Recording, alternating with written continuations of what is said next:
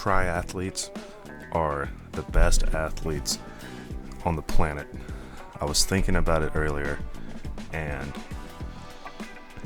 I am a very athletic person myself. And I was thinking, if there's anybody out there that I would like to go against for the challenge, who would it be? Like, who's the Thanos of physical fitness? And I genuinely believe it's triathletes, okay? So, for those of you who don't know, a triathlon, hold on one sec, I gotta hit a blinker.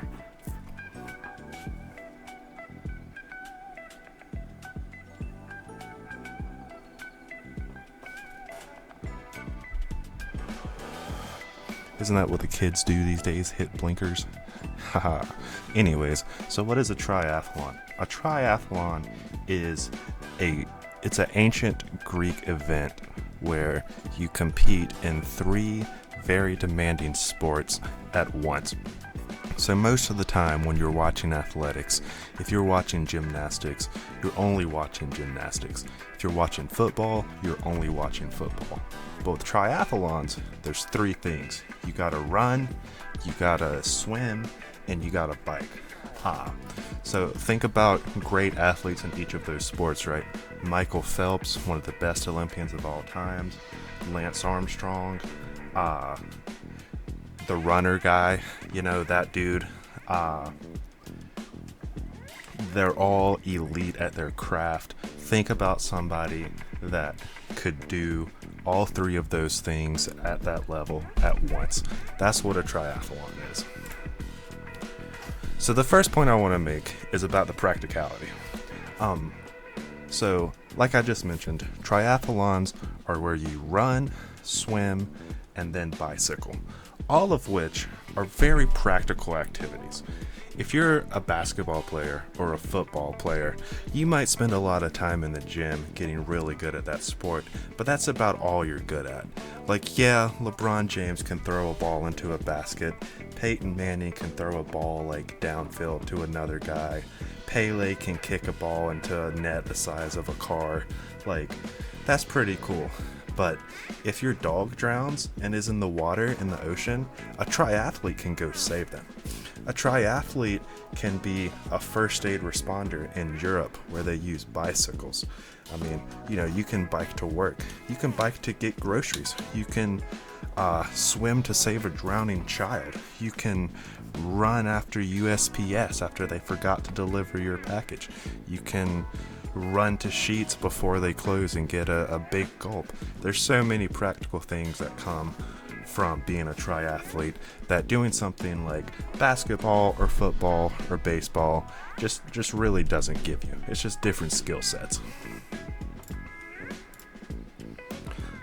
Now, I know it's 2024 and body positivity is really big these days, but I would be lying if I said that the physique wasn't one of, if not the biggest factor into why I think triathletes are superior. If you look over here on your left, you'll see multiple gentlemen that are in peak physical condition. They look aesthetically very pleasing. They look like they're able to do any task. They can survive any situation they find themselves in. This guy is like 65 years old and he's still looking like super jacked. No matter what happens, because of what they do in their sport, they are physically healthy enough to survive the harsh realities of the modern world no matter what. It even ends racism. I mean, look at this. Integration at its finest. If you look over here, this is a famous football player, this is a famous basketball player, and this is Jack Harlow. None of these guys are in good shape. This guy is holding a Bud Light, he drinks light beer, and he's still like super thick. This guy looks like he just got done selling heroin and smoking half the product himself. They are able to do what they need to do in the arena, when the cameras are on, they are able to perform their act. But past that, that's all they're good for. It's like a dog that's bred for fighting. You know, you got a dog that's really juiced up and muscular, it can go fight like hell. But like, when it comes to day-to-day life, like, it can't lay down comfortably. Its pee-pee is too small to, like, you know, urinate like it needs to. It's too aggressive to be in a household. It does great in the ring, but outside of that, it's really more of a detriment than anything. And that's the way you have to view the physique you get from these types of sports. So I think the next point kind of ties into the earlier point, and here we get into the Sigma grind set that is an inherent part of being a triathlete.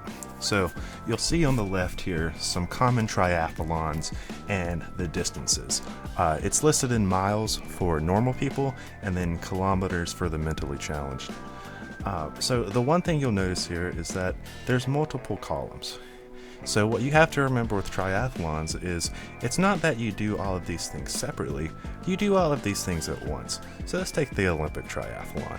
In the Olympic triathlon, you start off by swimming 0.93 miles, you get out of the water, you immediately get onto a bicycle, ride 24.8 miles, RIP to Kobe.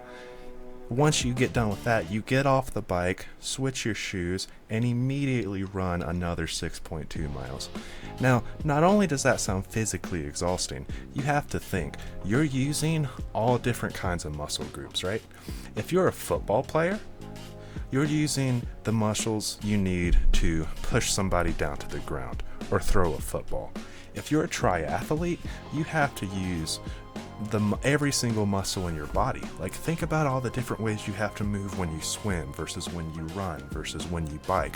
All the different types of movements and angles and stresses involved mean you have to be at the absolute tip top of your game compared to somebody like LeBron James, who's really only trained to do one movement, which is go up. The other thing I want to point out here is if you look at something like the Ironman triathlon, which is the gold standard for triathlons, that's like the World Series or the Super Bowl for triathletes. You know, you start off by swimming 2.4 miles, which is 3,900 yards. I think an Olympic pool is like 100 yards long, so you can imagine how fucking long that is to swim.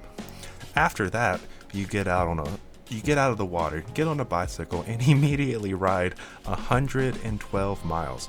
That's like the length of the entire front line of the Israeli conflict. That's a long ways. After that, you get off the bike and you immediately run a marathon. This is all in one go. There are no breaks. There is no halftime. There is no media timeout. You just gotta get it. And that's why I think the Sigma grind set applies. For comparison, you know, an NFL game is only 60 minutes long. A basketball game is only 40 minutes long. You have multiple breaks during each. You spend just about as much time resting as you do playing. A game of soccer, which typically gets touted as one of the more endurance-heavy sports, even that is only 90 minutes and you still get a break in between. UFC is getting a lot of buzz lately for being a very physically demanding thing, and I think similar to triathletes, UFC athletes have to use all the muscles in their body because of all the different ways they have to move. It's definitely practical. You know, if you're a fighter, you can stop yourself from getting jumped, or you could stop, you know, the marijuana dealer from corrupting another kid on your block. But at the end of the day, each round is only 5 minutes, and as it says at the bottom, even the championship fights, the peak of the mountain for UFC, is only 29 minutes. You know, if you know how long it takes to run a marathon, that alone is way longer than 29 minutes, and then you factor these two things into it too, and it's just pretty clear who the more physically capable specimens are. I know that this is probably a pretty controversial topic, and I'm sure some people are going to have rebuttals to this. One of the most common rebuttals I get when I talk to people about this is that I don't know how hard football is because I've never played it. A lot of people think that because somebody hasn't played football that they aren't able to appreciate the nuanced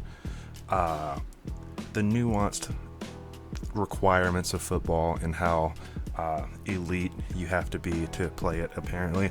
And to that I would say, you don't know how hard college is because you didn't make it. And no, it was not because of your knee. The next thing I hear a lot of is that LeBron James would dominate in a triathlon. Whenever I try to make the case that triathletes are the most physically advanced people on the planet, without fail, everybody, or somebody, pretty much everybody, always comes in and says that LeBron James, if he weren't making hundreds of millions of dollars playing basketball, could easily dominate any triathlon. And to that, the first thing that I would say is, you have to remember that these things start off with swimming. Secondly, I really hope you can get some icy hot for your sore jaw. I hope you can take LeBron's meat out of it long enough to get some sleep tonight. And third, the burden of proof is on you. If LeBron James could do that, I think he would. We've seen multiple athletes over the years like Deion Sanders or was it Barry Sanders? Was that the other guy? Walter Payton?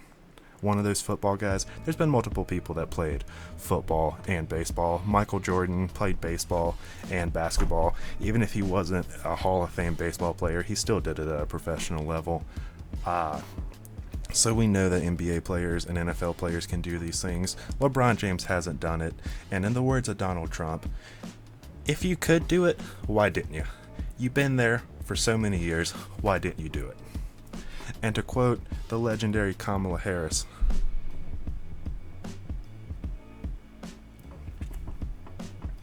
the last rebuttal I have is that triathletes can't play pro sports. A lot of people will say that, LeBron James would be a good triathlete, but a triathlete wouldn't be able to play pro sports. And, like I just described, I think when you look at the physical capabilities of each person just in a vacuum, I think that the triathlete clearly wins. I think that triathletes are more than capable of enduring the physical demands of something like an NBA game or an NFL game or a soccer game. The problem is they're not 7 feet tall and they don't weigh 350 pounds. If I was 7 feet tall, I could probably play basketball pretty well too. And it doesn't matter how good a shape you're in. If you're not 6'3" and 375 pounds, you're not going to be blocking for Bryce Young. So, bigotry in America is a very big problem nowadays. And I think it is very messed up that people would judge triathletes for something that they have no control over. They can't control their height, they can't control their weight, they can't control, the physical gifts they were given. It's really, they are who they are, and they were born the way they are. And I think it's repulsive that in 2024 people would still use that as a way to discredit them. That's all I got today. I'm out of breath just from doing this PowerPoint. So, hopefully you learned something from this. Hopefully you're inspired. And God bless our troops.